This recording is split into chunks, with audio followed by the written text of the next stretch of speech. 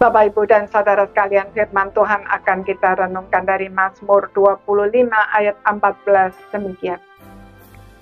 Tuhan bergaul karib dengan orang yang takut akan Dia, dan perjanjiannya diberitahukannya kepada mereka.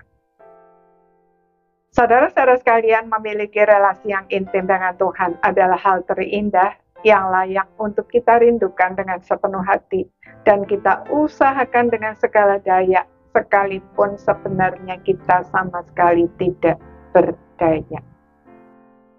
Siapakah kita sehingga Tuhan mau bergaul karib dengan kita? Bukankah sudah selayaknya kita dibinasakan karena segala dosa yang kita lakukan di sepanjang hidup kita?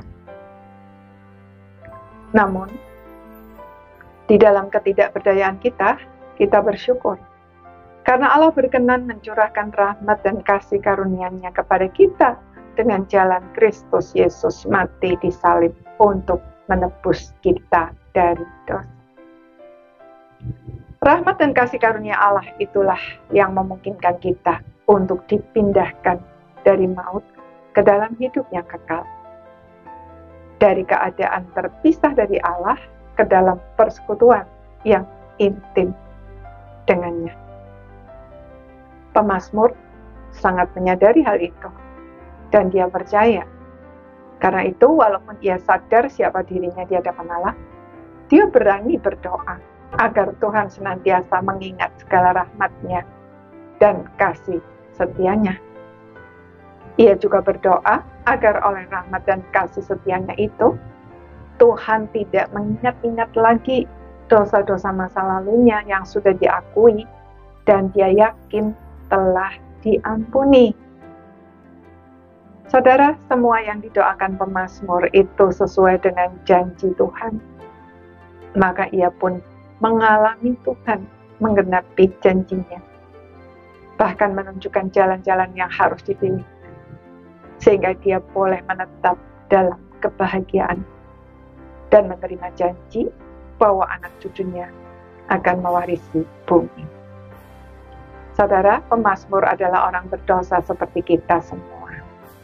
Tetapi ia mengalami semua itu karena ia percaya kepada janji Tuhan dan menghidupinya dalam segala aspek.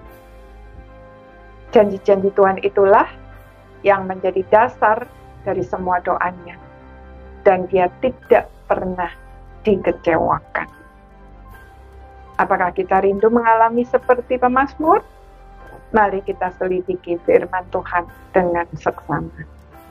Temukan dan pegang janji-janjinya yang luar biasa itu, serta berdoalah berdasarkan janji-janji itu. Maka pada saatnya kita akan mengalami Tuhan menggenapi semuanya itu bagi kita, bahkan lebih dari apa yang mampu kita pikir dan harapkan. Sementara kita menanti penggenapannya, kita akan terus bertumbuh di dalam relasi yang semakin akrab dengan Tuhan. Itulah hidup sejati, satu-satunya hidup yang layak untuk dihidupi. Amin.